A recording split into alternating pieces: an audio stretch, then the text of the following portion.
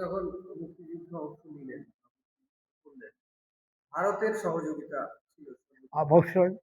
কখনো কি মনে হয়নি যে আমরা পাকিস্তান থেকে বেরোতে গিয়ে ভারতের অধীনে চলে যাওয়ার না, তখন ওটা ওটা ছিল না। ভারত আমাদেরকে আবার ওটা না, ওটা ছিল না। এই চিন্তা আসে? ওই চিন্তা আমাদের আসে না। আমরা দেশ স্বাধীন হবে না। ভারত দায়ী থেকেছে, ভারত তার সৈন্য দিয়ে আমাদের উদ্ধার করেছে। ও দায়ী থেকেছে, বুঝলেন না? ও দেখলো যদি আজকে আমি বাংলাদেশটা স্বাধীন করে দিতে পারি, আমি ফ্রি থাকলাম। এখন আমার লক্ষ্য খালি একদিকে, এখানে চৌকিদার দিয়ে বাংলাদেশকে মহড়া দেওয়া যাবে, চৌকিদার দিয়ে, একটা লাঠি নিয়ে, বন্দুক নিয়ে না। আর আমার লক্ষ্য কাশ্মীর, ওই দিকে লক্ষ্য। যত গাড়ি ঘোড়া প্লেন আছে সব ওই দিকে ছড়াবো। তাদের নিজেদের স্বার্থে আমাদেরকে সহযোগিতা, তাই তো? তাছাড়া এখন সেটাই বলতো। আমাদেরও লাভ, তাদের লাভ। এখন এমনি কিছু আছে যে মানুষ মানুষের জন্য, মানুষ মানুষের জন্য, সে হিন্দুই হোক, মা, মহিলা, মহিলার কোনো জাত নেই। এরা মারা, এদের এক নাম হলো মা। হ্যাঁ, আমার মা ও খ্রিস্টান নিয়ে যেতে পারে, বিয়ে করতে পারে, খ্রিস্টানদেরও আমরা আনতে পারি। এই জন্য মহিলাদের কোনো মা নেই, জাত নেই।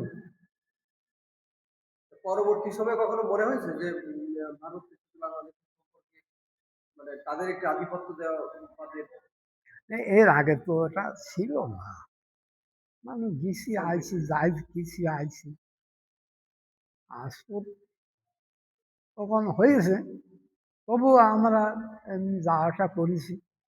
একজনের বাড়ি প্রবেশ করলে যেমন একটা ভয় থাকে, ওনার বাড়ির মধ্যে যাচ্ছি, কি বলবেন, আমরা 5 ফুট ছাড়া বা ইয়ে দিয়ে আইনি ভাবে আমরা ঢুকছি, কিন্তু ওই বর্ডারের সাইড গ্রামের লোক, তারা আমরা কিন্তু এক।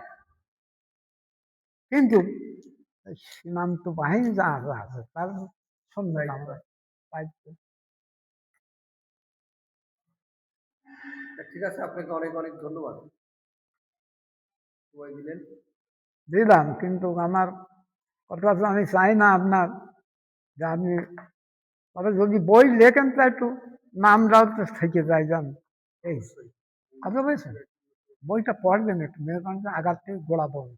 সব করবো, অনেক ধন্যবাদ। ওই তো দুটো বই, একটা ছোটি বই আছে 4 পাতা না কয় পাতা, ওই পাতাটা আমার মানে ইয়ে, তার ওটা ওটাও আমার ইয়ে, ওরা সেনাবাহিনীর দিয়ে লেখা। ঠিক আছে, তাহলে ভালো থাকেন আপনি, সুস্থ থাকেন, আল্লাহ আপনাকে আলহামদুলিল্লাহ। দোয়া করি। কারণ বহু লোকের এরকম সাক্ষাৎকার দিয়েছেন, বহু লোকের, এই আপনার 89 সাল থেকে এই পর্যন্ত বহু, যত সাংবাদিক সব আমার ছাত্র, সাথে মানে যত সাংবাদিক আছে সব আমার কাছে এসে আমার কাছ থেকে নিয়ে যায়। এবং ওই লেখা সব থেকে দিয়েছে, কিন্তু ওরা ইয়ে করে দেবদেবদত্তের মরণগিরি শেষ। এই যে আমার ভাইরা আছে, ও তো দেখবেন ওই বই তুলি কাজ না, যে কথা বলিনি কেউ শুনিনি কোনো দিন, সে কথা ঢেউ হোক চিরদিন, দুই নাটা পাল্টে দাও এই জনগণ জাগিয়ে। এই এই ভাইদের এরা আমার পরে না করে, মানে এত এরা বলতে পারবে না। কত বুঝতে পেরেছেন? কেউ